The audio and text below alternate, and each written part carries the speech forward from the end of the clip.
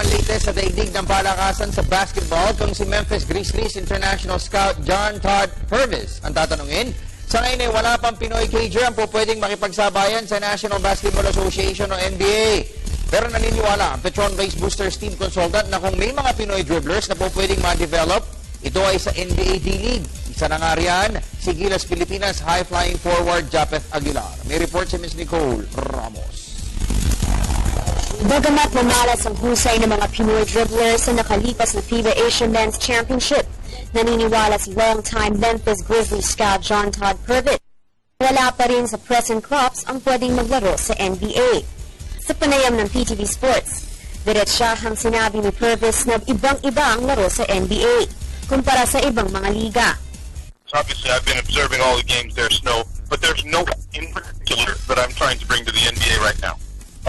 Okay. There's not one specific player, but just an overview. And really, I look at a lot of the young players anyway. I'd be looking at guys who are a little, almost probably a little bit younger than PBA players who could develop. Pero hirap ni Purvis kung may mga Pinoy cagers na masasabing may material para ma-develop sa NBA D-League or Summer League. Ang mga ito ay sina Japeth Aguilar at dati niyang player sa Indonesia Warriors na si Stanley Pringle. I think the biggest difference, Snow, in basketball internationally and NBA, oftentimes there's an athletic difference, but also there's a strength difference. In the U.S. and in the NBA in particular, there's a premium put on weightlifting and becoming physically stronger. And I think that's yet to quite catch on specifically in Asia. And I think that's one of the things that has to happen in order to have some basketball players come from Asia, is they're going to have to be strong, physically strong. And so I think weightlifting will play a big part of that. Ang 41-year-old na si Purvis ay may 2 taon nang nag-oobserba sa mga basketball games sa Pilipinas, kung saan noon lamang Hunyo ay kinuha siya ng Petron-based Boosters bilang team consultant. Para sa PTV Sports, Nicole Ramos, Telebisyon ng Bayan. Samantala dahil sa hangaring makatulong sa mga nasalanta ng Bagyong Maring at Habagat noong isang linggo, kabi-kabilang relief operations ang isinagawa ngayon ng pinagsanib na puwersa ng Federation of School Sports Association of the Philippines o FESAP at ng Federation of Filipino-Chinese Chamber of Commerce. At ang pinakahuling dinalaw at binigyan ng ayuda ng grupo ni na FESAP Chief David Ong at Phil-Chinese Chamber of Commerce President Alfonso C. ay ang mga pamilyang nalubog sa tubig baha sa Barangay Polo sa Valenzuela City. Narito ang report ni Ms. Cristabel De Leon. Isang relief mission ang isinagawa ng grupo ni President David Ong at ng Federation of Filipino-Chinese Chamber of Commerce sa Valenzuela City. May 2,000 pamilya na nasalanta ng matinding pagbaha sa Barangay Polo ang napagkalooban ng tulong ng grupo ni Ong. Arkitekto ng first ever gold medal feat ng Pilipinas sa Universidad Games sa Russia noong isang buwan, sinabi ni Ong na kinukurot ang kanilang puso sa tuwing nakikita sa telebisyon ang mga na-displaced na pamilyang biktima ng pagbaha. Siyempre natutuwa tayo at kahit sa maliit na paraan, nakakatulong tayo sa taong bayan. Yun nga, minsan nakakaawa ng mga kababayan natin, yung mga yun yung pagkakataon eh. Kaya yun ang trabaho ng yun din ang advocacy ng Filipino-Chinese Chamber.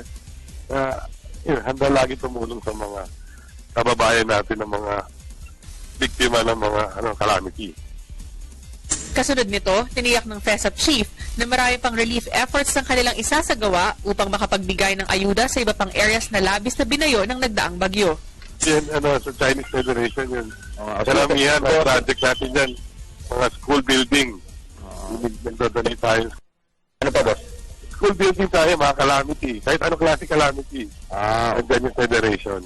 Sa panig naman ni Filipino-Chinese Chamber of Commerce President Alfonso C., hindi sila titigil hanggat hindi nila nakikitang maayos na ang lagay ng mga flood victims. Sa Valenzuela, more than 2,000 families. Wow! 2,000. Opo. So, last leg po ba ng relief mission niya yan? Tuloy-tuloy naman, walang problema. Samantala, ibinalita naman ni Ong na isinusulong na nila ang asam na makapag-host ng isang World Cycling event sa bansa sa taong 2015.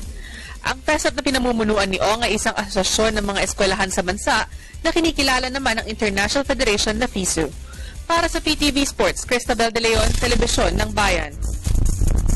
Samantala, nagpaabot rin po ng tulong sa mga flood victims sa Quezon City at Cainta Rizal noong isang linggo ang isang grupo ng mga executive golfers Pero hindi lamang po relief assistance ang hatid ng 3 Under at ng MAP dahil tutulong na rin po sila sa paghahanap ng permanenteng solusyon sa mga problemang dulot ng malawakang pagbaha sa bansa. Para sa karagdagang detalye, narito po muli si Ms. Cristabel. Dahil sa paglala ng epekto ng pagbaha kada taon, isang grupo ng mga executive golfers ang humihiling na simulan na ang paghahanap ng long-term solution para mabawasan ang paghihirap ng publiko sa tuwing bumabagyo. Ang grupong 3 Under at MAP ay isang golfing association ng mga businessmen at professionals. At ayon sa nasabing grupo, kaisa sila sa paghahanap ng solusyon at paghahatid ng tamang impormasyon sa publiko para ma-eradicate o kung hindi man ay mabawasan ang tindi ng pinsala kapag may bagyo. Siguro hindi rin natin sila masisisi, but we're looking forward to a more concrete solution para hindi naman laging ganito taon-taon. Kasi based sa experience namin, parang dumadami eh. Hindi siya nababawasan. Dumadalas pati. Especially with yung weather disturbances natin na gumagrabe na siya. So we feel hindi lang, it's not enough just to feed them a day. We have to find a solution. Mayorya ng mga miyembro ng 3 Under at MAP ay ang mga may-ari ng construction firms. Kahit bukas umano ang grupo para maging instrumento ng pagbabago. At sa pamamagitan ng mga golf tournaments ng kanilang itinatag, kumakalap ng pondo para sa relief assistance ang 3 Under at MAP. We raise funds for occasions like this, no? Siyempre, ayaw namin na nangyayari may mga sakuna, but then again, hindi natin maiwasan yan. And in every little way that we can, kung sino man yung maabutan namin ng tulong, we hope we can continue doing this, no? Hopefully, marami pang tao sumunod sa amin na makapagbahagi ng kung naman meron silang blessings sa ngayon. Yung group namin is for the children talaga eh. Kaya hanggat maaari, gusto namin tumulong talaga. Matagal na rin naman namin ginagawa to eh. At kasabay ng pagbibigay ng relief goods sa mga nasalanta ng matinding pagbaha sa Quezon City at Cainta Rizal noong isang linggo, ay ang pangakong tutulong sa paghahanap ng permanenteng solusyon sa problemang dulot ng bagyo ang 3 Under at MAP. At dahil na rin sa paniniwalang sports ang nagbubuklod-buklod sa kanila, sports rin ang gagamiting instrumento ng 3 Under at MAP para pagpapaabot ng tulong sa mga nagdarahop na mamamayan ng bansa. Para sa PTV Sports, Cristabel De Leon, Telebisyon ng Bayan.